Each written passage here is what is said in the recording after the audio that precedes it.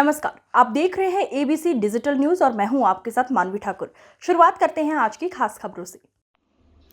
दुनिया में योग को लेकर मोदी जी ने अलग जलाया है, उसके लिए मैं उन्हें बधाई देना चाहता हूं। भारत में उत्तर पश्चिम दक्षिण पूर्व सभी जगह पहले ही योग किया जाता था, लेकिन दुनिया को योग से परिचय कराया और पिछले 10 सालों में कई अरब देशों में भी योग वहां के पाठ्यक्रम का हिस्सा बना है। उज्बेकिस्तान, मंगोलिया और कई सारे देशों ने योग को अंगीकार किया है।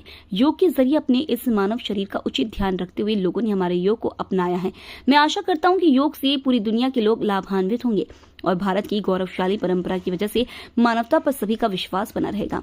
श्री राम पथ गमन, श्री कृष्णा पथ गमन दोनों बड़े प्रोजेक्ट हाथ में लिए हैं और इन पथ गमन के आधार पर मध्य प्रदेश में भगवान राम किन किन स्थान पर गए हैं, उन स्थानों को चिन्हित करके उनको तीर्थ के रूप में विकसित करने का सरकार ने पहली बार में निर्णय किया था। हमारे घोषणा पत्र में भी था। मुझे इस बात की प्रसन्नता की हम इस पर काम कर रहे हैं। बोल तो दिया पहले सर, एक बार होगा इसमें, क्योंकि पीएम मोदी ने भी संदेश दिया कि पहली बार 35,000 लोगों ने योग किया। पूरी दुनिया में योग को लेकर के मोदी जी ने जो अलग जगाया, मैं उनको बधाई देना चाहूंगा।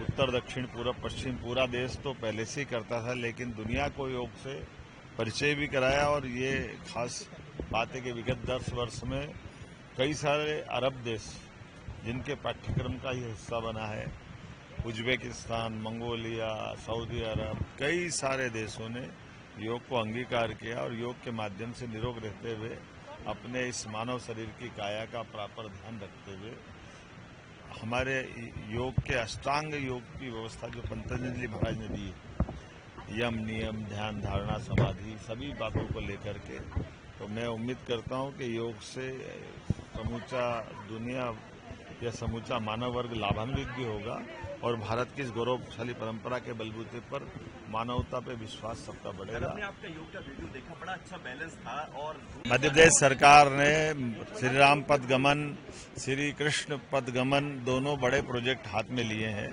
और इन पथ गमन के आधार पर मध्य प्रदेश में भगवान राम किन किन स्थान पे गए हैं, उन प्रत्येक स्थान पर जाकर के उन स्थानों को चिन्हित करके उनको तीर्थ के रूप में विकसित करने का सरकार ने पहली बार में गठन के साथ ही निर्णय किया था। हमारे घोषणा पत्र में भी था। मुझे इस बात की प्रसन्नता कि हम इस पे काम कर रहे हैं। साथ ही साथ ये भगवान कृष्ण, भगवान राम की जीवन की पाठ्यक्रम संबंधित जो भी उपलब्धियां हैं, उसको भी हम पाठ्यक्रम में उच्च शिक्षा, स्कूल शिक्षा में लेने वाले हैं। कई सारे निर्णय आज दिन भर अलग अलग सरकार की व्यवस्थाओं पे, चूंकि चुनाव की एक बड़ी इकाई पूरी हुई है, तो स्वाभाविक रूप से हम सबका दायित्व बनता है कि इसमें हम और आगे बढ़े। लोग योग के लिए सोचते हैं, समय नहीं निकाल पाते, उनके लिए क्या कहेंगे? मेरा तो इतना ही कहना है कि निरोग रहना तो योग करना ही चाहिए और जब नित्य साधना करते हो तो ये योग हमको अपने हॉस्पिटल की, बाकी दवाइयों की, दूसरी कष्टों से हमेशा के लिए मुक्ति दिलाता है। तो मेरा खुद का अनुभव भी है।